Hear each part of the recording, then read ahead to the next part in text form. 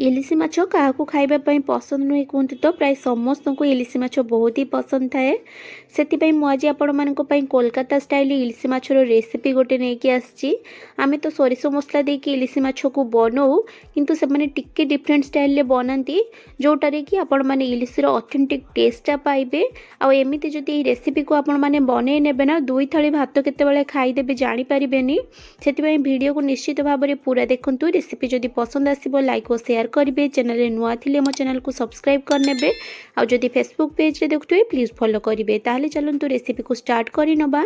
नमस्कार किचन सिद्धलक्ष्मी को आपण मानकु बहुत बहुत स्वागत।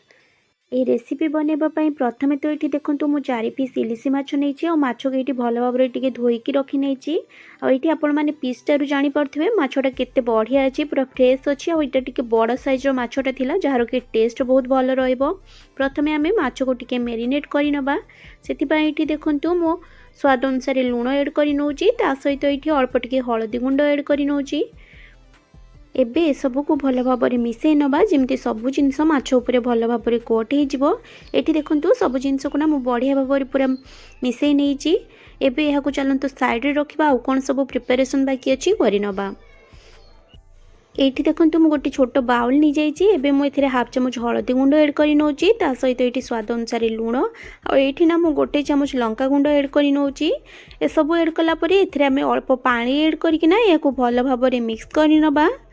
एठी देखंतु सबु जिनस को मु बढ़िया भाव में मिक्स कर नैछि। एठी गुंड मसलार मिक्सचरटा हमर रेडी हो जाइछि।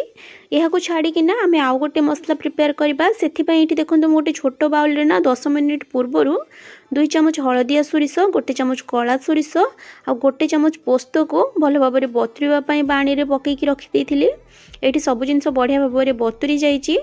एबे आमे कोन करबे ना ए सबु को गोटे ग्राइंडर जार को ट्रांसफर करि नबा। एठी देखंतु सबु जिनस को मु गोटे ग्राइंडर जार को ट्रांसफर करि नैछि। एबे मु एथिरे 2टा कंचा लंका ऐड करि नउछि ता सहित एठी गोटे चमच सोरिष तेल ऐड करि नउछि जहा फल रे भल भाव में मिक्सचरटा को आमे बनै परिबा। एठी देखंतु सबु जिनस को बढ़िया भाव में मु ग्राइंडिंग करके नै एसछि पूरा स्मूथ पेस्ट बनैकी। एबे मिक्सचरटा को ना आमे गोटे स्ट्रेनर रे छाणी नबा। एठी देखंतु सोरिष मसलार पेस्टा को ना गोटे स्ट्रेनर साहाय्य गोटे बाउल को भल भाव में छाणी नउछि। आपण माने चाहिए एथिरे अल्प पानी ऐड करिकी याको भल भाव में छाणी नेबे। एमिति कले ना कौन हम सोरिष मसलार जो चोपाटा बाहर ना सहीटा आपण मानको पेट भितर को जीवनी जहाँ फल पेट खराब होबार चांस रही ता सहित ग्रेभीर टेक्सचरटा ना बहुत ही भल रहा खाइबापी भल लगे। ये देखंतु जो खदड़ अंशटा को ना से सबको बाहर को पकई दौची आठी आम सोरिष पानीटा बिल्कुल रेडी हो जाइए तरकारी बनैबापी। यह साइड रखा चलतु कुकिंग प्रोसेस को जीवा।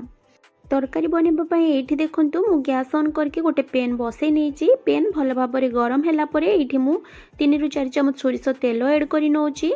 तेलटा भल भाव में गरम है ये मु अल्प टिके कला जीरा ऐड कर जीराटा टिके फुटीगला ना आम जो गुंड मसलार मिक्सचरटा बनईले सेटा को ऐड कर नबा। या टिके समय पई आम खड़िकार चलै नबा जमती सब जिनस बढ़िया भाव में मिसीज।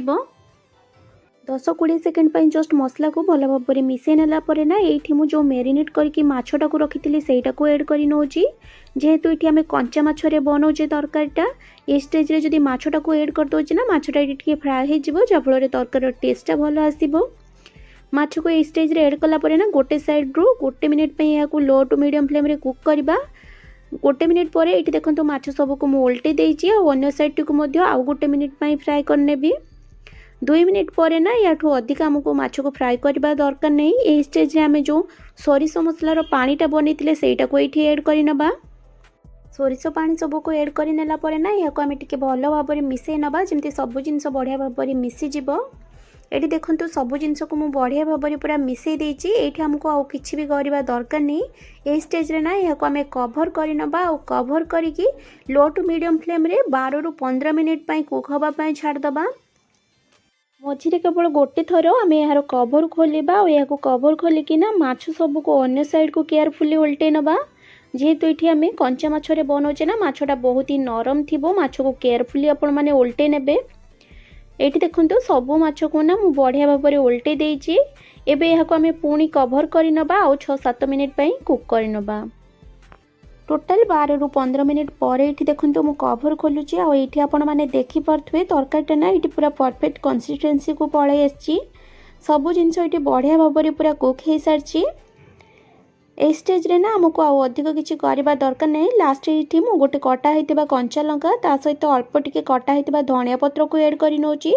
सबू जिनस को ऐड कलापर गैस फ्लेम को ये मुझे ऑफ करके 5 मिनिट रेस्ट पर छाड़ दूची। 5 मिनिट रेस्ट रखा पर ये देखो मुझे कभर खोलुची आठी आपण मैंने तरकार फाइनल लुक देखिपार्टी।